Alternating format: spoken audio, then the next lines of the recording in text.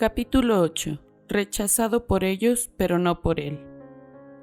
Al día siguiente, Abraham se levantó de madrugada, tomó un pan y un odre de agua y se los dio a Agar, poniéndoselo sobre el hombro.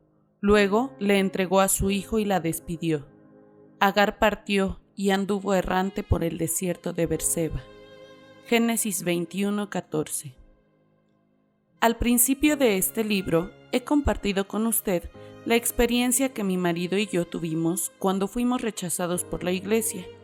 Lo que no dije fue que la herida se intensificó porque quedaba al tope de la pila de frescos, dolorosos recuerdos de rechazos previos.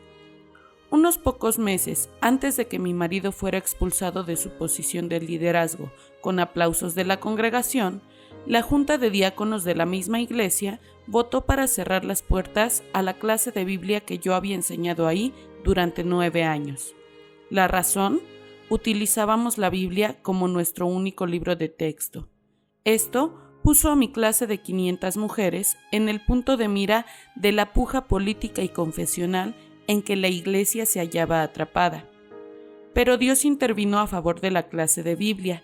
Una semana después de la votación de los diáconos, otra maravillosa iglesia de la misma denominación abrió sus puertas para nosotros, así que no perdimos ninguna clase. Aún así, debido a que la iglesia que había rechazado mi clase era mi propia iglesia, sentí la necesidad de responder de alguna manera. ¿Pero cómo? ¿Qué podía hacer o decir en respuesta a tal rechazo intencional? No lo sabía. Pero sí sabía lo que Dios hizo, y por eso clamé a Él, abriendo mis oídos a lo que me iba a decir, mientras escuchaba con mis ojos sobre las páginas de mi Biblia. Por entonces estaba estudiando Jeremías en mis devociones personales. Estaba impresionada de que Dios frecuentemente le decía a Jeremías que representara sus mensajes proféticos. Aplicando la escritura a mi situación, me preguntaba cómo podría representar un mensaje de amor a la iglesia que había cerrado sus puertas a mi clase de Biblia. No sabía cómo hacerlo, así que simplemente oré. Dios, ¿cómo puedo hacerlo? ¿Qué quieres que yo haga? ¿Cuál es el mensaje que debo representar? Me acordé de que había crecido en una denominación que practicaba una forma de bautismo que mi iglesia actual no reconoce, lo que significa que el bautismo que había experimentado cuando niña no era reconocido por los líderes de la iglesia a la que ahora estaba asistiendo. Vino a mí el pensamiento de que podría representar un mensaje del amor de Dios ofreciendo someterme a la forma de bautismo aceptado y practicado por mi iglesia actual. Desde la perspectiva de Dios, sabía que no necesitaba ser rebautizada, pero quería honrar a Dios e identificarme con las personas que Él amaba, y sentí que una manera de hacerlo era someterme al bautismo por inmersión. Así que a la edad de 37 años, después de 30 años de vivir una vida cristiana comprometida, seguí lo que yo creía que era la dirección de Dios. Un domingo por la noche, poco después de que mi clase fuera cerrada, con mi padre en las aguas a mi lado y mi esposo y 3 hijos en las bancas frente a mí, fui bautizada por inmersión como una demostración de amorosa identificación con la iglesia que había rechazado mi clase. Aunque no esperaba que los diáconos de la iglesia revirtieran su decisión, creí que los miembros de la iglesia serían desarmados por mi acción y nos recibirían amablemente a mí y a mi gesto. Sin embargo, en vez de ser amablemente recibido, fue rechazado. En las semanas que siguieron, la gente se apartaba de mí cuando caminaba por los pasillos y me evitaba cuando entraba en las aulas. En lugar de ablandar los corazones, lo que pretendió ser un acto de amor en realidad los había endurecido. Aunque no sé por qué fue rechazado, puede haber 2 explicaciones. O ellos no entendieron mi gesto de amor, a pesar de que yo había escrito una carta pública dando la razón de mi decisión de ser rebautizada, o tal vez mi gesto los había hecho sentirse culpables por su rechazo a mi marido. Tal vez había avergonzado a la congregación. Tal vez en lugar de pedir disculpas, simplemente volvieron su espalda, con la esperanza de que ambos nos fuéramos, lo cual hicimos. Aunque muchos buenos amigos se pusieron junto a nosotros y se levantaron a nuestro favor, sabíamos que obviamente nos habíamos convertido en un problema para la mayoría. Así que, teniendo mucho cuidado de no dividir a la iglesia, forzando a la gente a tomar partido, nos fuimos en silencio. Pero la herida de su rechazo dolió. Más tarde, encontré el confort al verme reflejada en el resto del testimonio de Jeremías. Mis ojos desfallecieron de lágrimas, se conmovieron mis entrañas, mi hígado se derramó por tierra. Acuérdate de mi aflicción y de mi abatimiento, del ajenjo y de la hiel. Lo tendré aún en memoria, porque mi alma está abatida dentro de mí. Esto recapacitaré en mi corazón, por lo tanto esperaré. Por la misericordia de Jehová no hemos sido consumidos, porque nunca decayeron sus misericordias. Nuevas son cada mañana, grande es tu fidelidad. Jeremías obedeció las instrucciones de Dios para representar la palabra de Dios, pero sus acciones no fueron bien recibidas. Al final, su corazón estaba roto y su vida fue tomada por el pueblo de Dios, que lo apedreó hasta la muerte, herido. Pero Jeremías fue obediente, incluso hasta la muerte. Su confianza en Dios y su testimonio de la fidelidad de Dios siguen reverberando más de 2500 años después. Las palabras de su testimonio no solamente son la base de un amado himno cantado hoy en iglesias de todo el mundo, llamado Grande es tu fidelidad, sino que ese fue el himno que nuestra familia le cantó a mi madre cuando ella dejó este mundo y entró en su hogar celestial.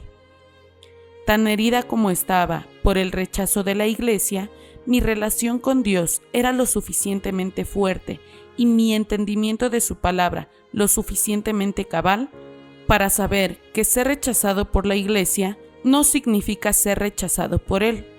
Mientras nos alejábamos de la iglesia, que había sido nuestro hogar durante más de 15 años, tuve la abrumadora conciencia de que Dios caminaba con nosotros. Nuestras lágrimas estaban en su rostro, y Él llevó también nuestra vergüenza y desgracia. Dios sabe cómo se siente el ser rechazado por su propio pueblo. Mientras Agar se alejaba de la casa que había conocido por más de 24 años, recuerdos dolorosos de mucho tiempo atrás deben haber surgido en su mente.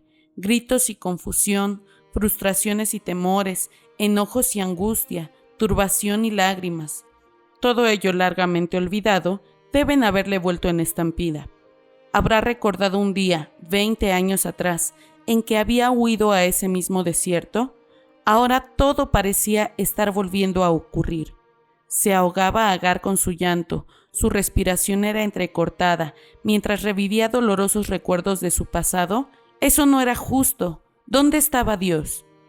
¿Sus recuerdos también incluyen recuerdos de la presencia de Dios? Recordó Agar que Dios había estado con ella ahí, en la desolada ruta que conduce al desierto.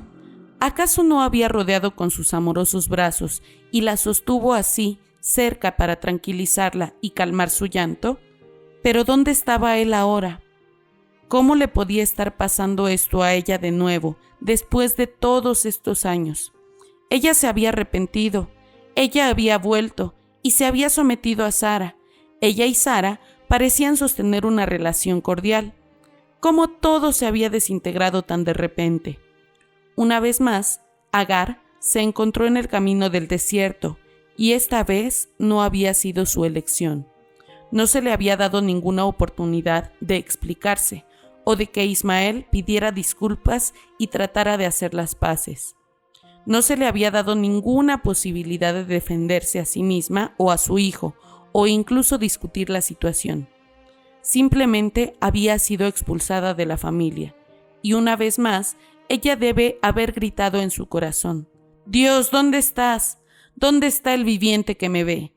¿Estás buscando en otro camino y de alguna manera te pierdes lo que está pasando aquí? ¿O ves pero no te importa? ¿Ves y te importa, pero de alguna manera eres impotente para intervenir?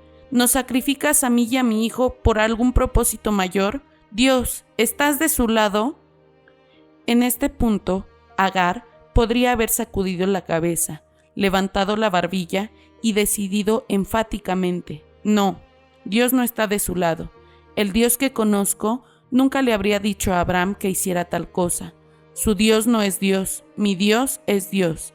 Y podría haber comenzado a adorar a un Dios que se inventó, un Dios que le convenía por acomodarse a su punto de vista. No puedo sino preguntarme, ¿cuántas iglesias e incluso denominaciones se han dividido por una actitud similar? Dos facciones no están de acuerdo y cada parte afirma que Dios está de su lado. En el caso de Agar, ella fue lo suficientemente honesta para ver y aceptar lo obvio. Dios había estado de acuerdo con Sara. Él estaba del lado de ella.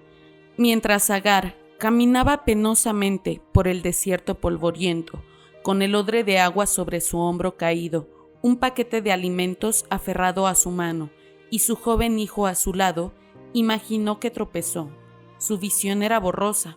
Su andar tejía un movimiento de meandros, avanzando sin sentido, sin saber a dónde ir, sabiendo solo que tenía que salir de ahí. Sin duda, todo lo que podía pensar era: Dios estuvo de acuerdo con Sara.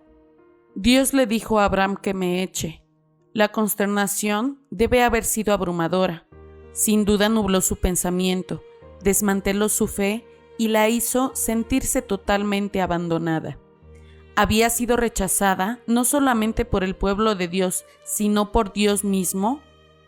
Tal vez usted ha tenido pensamientos similares que dieron lugar a una conclusión parecida, que si Dios ha permitido que usted o sus seres queridos sean tratados de una manera tan intempestiva por los que se identifican con Él, entonces usted no quiere tener nada que ver con ellos o con Él.